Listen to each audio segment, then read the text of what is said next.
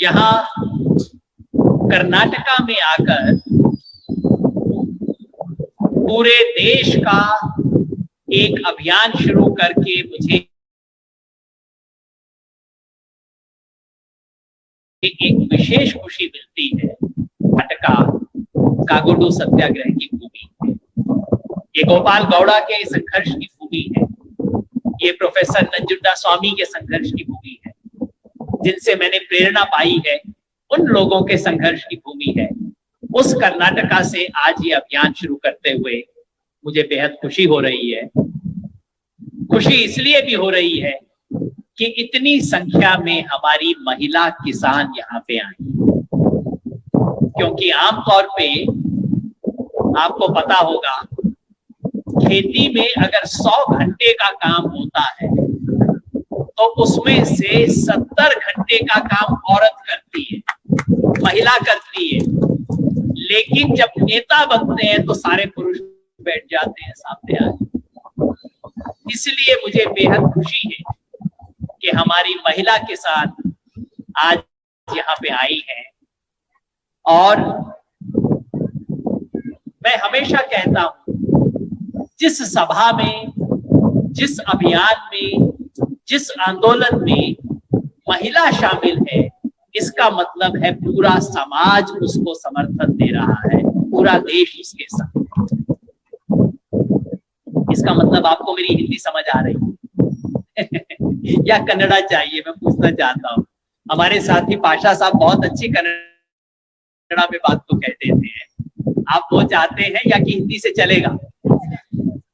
इधर से चलेगा, आवाज आ रही है, उधर से नहीं आ रही।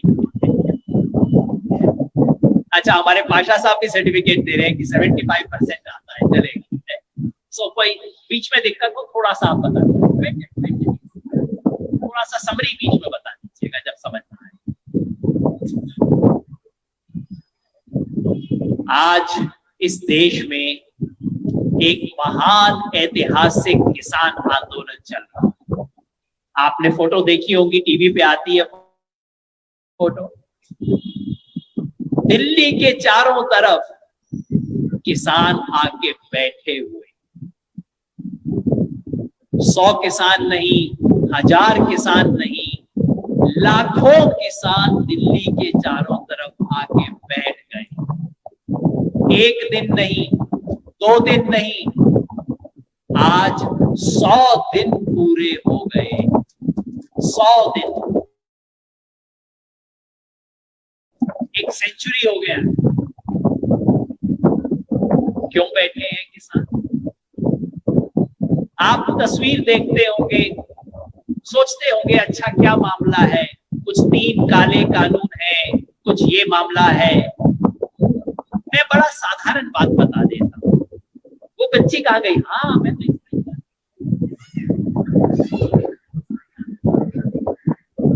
ये जो बच्ची हमारे पास है, आजा आजा, ये घबराई हुई है। ये जो आंदोलन है, ये मेरे लिए नहीं है, ये आपके लिए भी नहीं है। आपका भी सफेद दाढ़ी हो गया मेरी तरह, मेरे भी सफेद बाल आ गए। 10-15 साल में अपने तो सब इधर उधर हो जाए। ये जो आंदोलन है, ये इस बच्ची की, ये बच्ची, ये जो बच्चा सामने खड़ा है, ये बच्चा जो बैठा है यहाँ, ये इन बच्चों के लिए, इस बच्ची के लिए आंदोलन है। जब ये बच्ची बड़ी हो जाएगी, जब ये बच्चा बड़ा हो जाएगा, तब इस देश में रैयत, किसान बचेगा या नहीं बचेगा?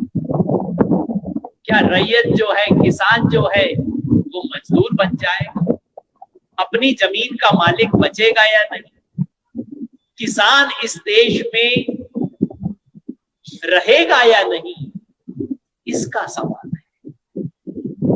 ये जब बच्चे बड़े हो जाएंगे, तब किसान के पास सर उठा के कह सकेगा, ये हरा शॉल पहन के, कि मैं किसान हूं, क्या ये कह सकेगा?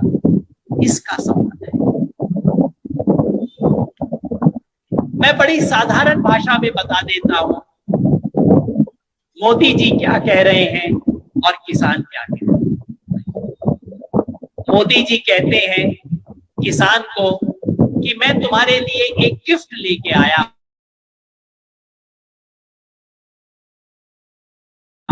उपहार लेके आया हूं। सर मोदी जी टीवी में, मैं किसान के लिए ऐतिहासिक सौगात लेके आया। कहते हैं ये अपना गिफ्ट आप अपने पास रख लो, हमें नहीं चाहिए।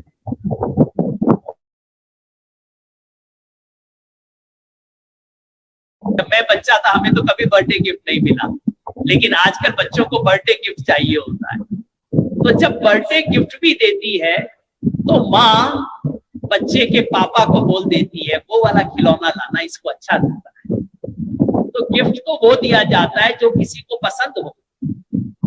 तो किसान कहता है मोदी जी ये जो आप मुझे सौगात दे रहे हो, क्या सौगात है? मोदी जी 3 कानून दे रहे हैं किसान को। किसान कहता है मोदी जी मुझे आपका गिफ्ट नहीं चाहिए, ये मैंने कभी मांगा नहीं, मुझे अच्छा नहीं लगता, आपने मेरे से पूछा नहीं कभी भी, ये अपना गिफ्ट आप अपने पास रखो और इसके बदले मुझे वो गिफ्ट दो जो मुझे चाहिए। इतना तो कह सकते हैं ना। मोदी जी उपहार दे रहे हैं, किसान कहता है मुझे आपका उपहार नहीं चाहिए, ये मुझे अच्छा नहीं लगता, मुझे वो चाहिए जो मैं अपने मुंह से मांग रहा हूं, वो आप दे दीजिए। और किसान क्या मांग रहा है? किसान मांग रहा है अपने फसल के दाम की गारंटी। आशा साहब ये वाला हिस्सा आप समझा। मोदी जी कहते हैं हम 3 कानून लेके आए, इस कानून से क्या होगा? हम एपीएमसी में बैठे, प्रकाश जी ने समझाया एपीएमसी क्या है, मंडी है। ये मंडी जो है ये किसान के सर के ऊपर छत, जैसे हमारे छत पे ये लगा हुआ, जैसे ये शेड है, शेड के ऊपर छत लगा हुआ, ये मंडी जो है ये किसान के सर के ऊपर छत। अच्छा नहीं है छत, ये छत लीक भी करता है, कहीं टूटा भी हुआ है, किसान परेशान भी होता है कभी कभी। यहाँ किसान मोदी जी के पास गया, मोदी जी ये छत ठीक नहीं है, इस छत को अच्छा कर दो। मोदी जी ने क्या जवाब दिया? मोदी जी ने कहा अच्छा, किसान की छत टूटी हुई है, छप्पर इसका लीक करता है, ऐसा करो इसका छप्पर ही हटा, इसके सर से छत हटा दो, तुम्हें रात को चांद दिखाई देगा, तुम्हें तारे दिखाई देंगे, तुम्हें आजादी मिल जाएगी, कितना आराम से रहोगे। किसान कहता है मोदी जी मुझे ये आजादी नहीं चाहिए, मुझे बिना छत के जीने की आजादी नहीं चाहिए। आप मेरी छत अच्छी कर सकते हो तो कर दो, नहीं तो जैसी छत है वैसी छोड़ दो, कम से कम छत मेरे सिर से हटाओ मत। ये किसान बात। मोदी जी के लोग कहते हैं ये तो बड़ी गलत बात है। वो क्या कहते हैं? कांग्रेस ने दिया था, कांग्रेस के राज में कभी भी कानूनी हक नहीं था, हमसे क्यों मांगते हो? मैं कहता हूं सर, अगर कांग्रेस ने दिया होता तो आप प्रधानमंत्री थोड़े ही होते मोदी जी। कांग्रेस ने नहीं दिया, इसीलिए तो कांग्रेस को सत्ता से नीचे उतारा, इसीलिए तो आपको प्रधानमंत्री बनाया। अब आप कहते हो कांग्रेस ने नहीं दिया। अरे पिछली सरकार को क्यों दोष देते हो? आप बताइए आपने क्या किया? 6 साल आपको हो गए हैं, आपसे हम पूछते हैं आपने क्या किया? इसका कोई जवाब नहीं। मोदी जी के लोग कहते हैं नहीं ये तो संभव नहीं है सरकार के लिए देना। पता है क्या, सन 2011 में जब मोदी जी खुद गुजरात के मुख्यमंत्री थे, तब उन्होंने प्रधानमंत्री मनमोहन सिंह जब थे उनको चिट्ठी लिखी, और चिट्ठी में क्या लिखा था कि एमएसपी को कानूनी दर्जा देना चाहिए। तो मैं कहता हूं मोदी जी आप मेरी बात मत सुनिए, आप इन किसान नेताओं की बात मत सुनिए, आप नरेंद्र मोदी की बात तो सुन लीजिए कि मोदी जी आप अपनी बात सुन लीजिए, जो आप 2011 में कहते थे उस बात को लागू करवा दीजिए, किसान को उसका कानूनी हक दिलवा दीजिए। और आप आज यहां से हम यही अभियान शुरू कर रहे हैं। कर्नाटका से शुरू कर रहे हैं, इसके बाद आंध्र प्रदेश जाएंगे, तेलंगाना जाएंगे, महाराष्ट्र जाएंगे, मध्य प्रदेश जाएंगे और सब जगह किसान खड़ा होके कहेगा एमएसपी दिलाओ। मोदी जी कहते हैं एमएसपी था, है, रहेगा। इसका मतलब है एमएसपी सिर्फ कागज पे था, कागज पे है, कागज पे ही रहेगा, देंगे नहीं हम कभी भी। हम कहते हैं मोदी जी अगर एमएसपी था, है, रहेगा तो दिलवा दो ना, बस और कुछ नहीं कहते। किसान की और कोई मांग नहीं है। हम कह रहे हैं अगर एमएसपी है तो आप दिलवा दीजिए। दिलवा दीजिए किसान 100 रुपया, आप दिलवा दीजिए मक्का की फसल पे 1850 रुपया, सोयाबीन पे 3880 रुपया, ज्वार की फसल पे 2620 रुपया, आप दिलवा दीजिए, हम मान जाएंगे। तो दोस्तों, आज इस अभियान को हम यहाँ कर्नाटका से आरंभ कर रहे हैं।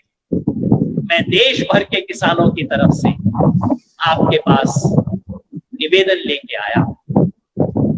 आज दिल्ली में, हरियाणा में, पंजाब में, राजस्थान में, उत्तर प्रदेश में, उत्तराखंड में किसान बहुत बड़ी बड़ी महापंचायत कर रहे हैं। एक एक महापंचायत में 1-1 लाख लोग आ रहे हैं। इतनी बड़ी महापंचायत हो रही। दक्षिण भारत में किसान क्यों नहीं खड़ा?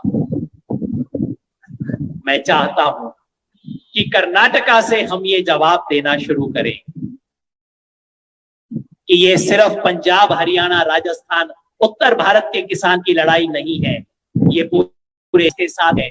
पुरुष किसान खड़े हैं, महिला किसान खड़ी है।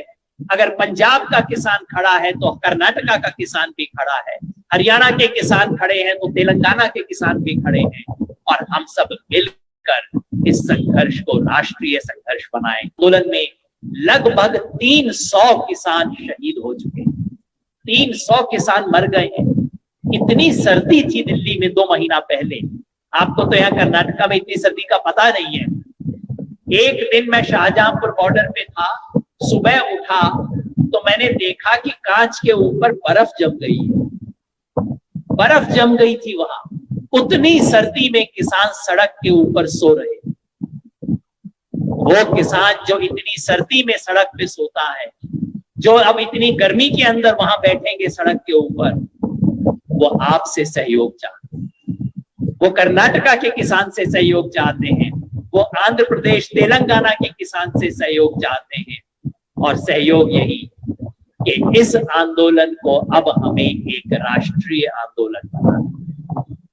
और मैं यहाँ कर्नाटका की भूमि पे, जिसने इस देश के बड़े बड़े किसान आंदोलन किए, पूरे देश के किसानों को दिशा दिखाई है कर्नाटका में, मैं उस कर्नाटका में आके कर्नाटका के किसान संगठनों से, हमारे किसान नेताओं से और हमारे किसान बहनों से, किसान भाइयों से, आप सबसे निवेदन करना चाहता हूं कि हम अब हम यहां एक सिलसिला शुरू करें।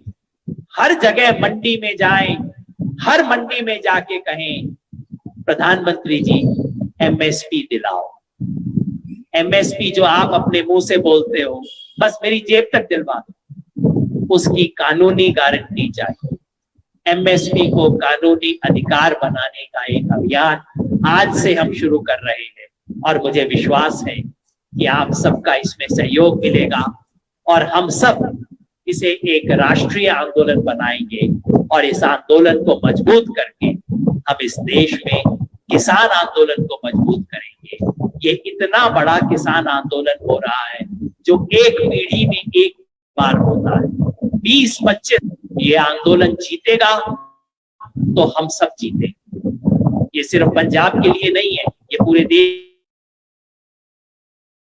के लिए ये आंदोलन जीत। और अगर किसी कारण से ये आंदोलन सफल नहीं होता है तो आने वाले 20, 25, 30 साल तक कोई किसान आंदोलन नहीं होगा इस देश में। लोग कहेंगे जब लाखों किसान आके कुछ नहीं कर सके तो तुम लोग क्या करोगे। इसलिए हम सबको खड़ा होना है।